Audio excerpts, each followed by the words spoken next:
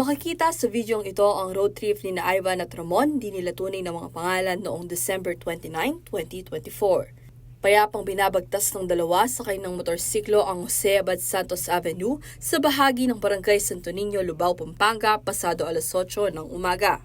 Pero ilang sandali lamang, biglang bumulaga sa dalawang rider ang isang bato. Nakaiwas ang nagmamaneho ng motor na si Ivan pero napuruhan naman ang angkas na si Ramon. Sa lakas ng impact, nawalan ng malay at bumulagtas sa kalsada si Ramon kahit pa nakasuot na ito ng helmet. Parehong dayo lamang sa lugar ang mga biktima at napadaan lamang papunta sa kanilang destinasyon. Ayon sa PNP, nasa kustodiya na nila ang suspect na si Ren, 39 years old na Filipino-American. Buhay niya po sa pamilya ay hindi ganun kasaya dahil po maaga pong namatay ang kanyang mga magulang, so mag-isa na lang po siya sa buhay. Nagtaka po yung mga taga sa kanila at bigla pong yung nambabato, nabalita lang nila na nambabato ng mga commuters po na dumadaan. Maliban sa mga rider na nakuhanan sa video, may ilan pang mga sasakyan ang nabato rin ng suspect. Random po yung pagbabato po ng suspect po natin.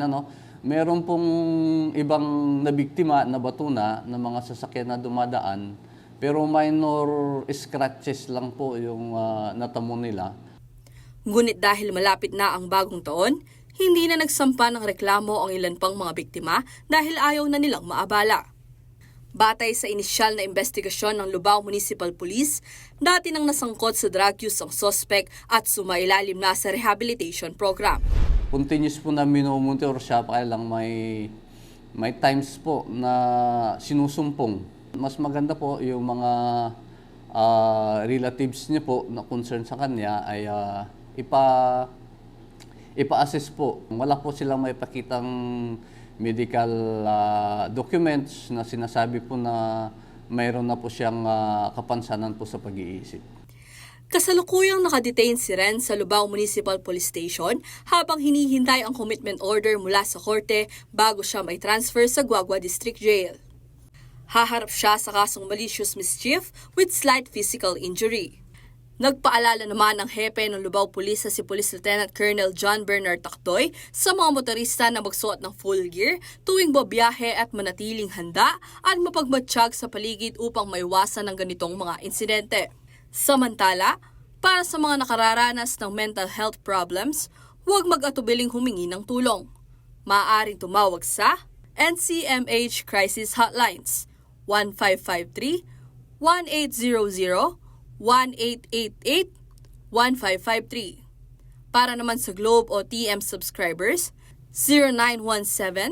0917-899-8727 at 0966-351-4518.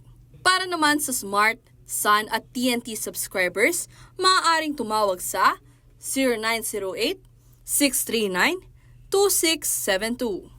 Ashley Punzalan, CLTV 36 News.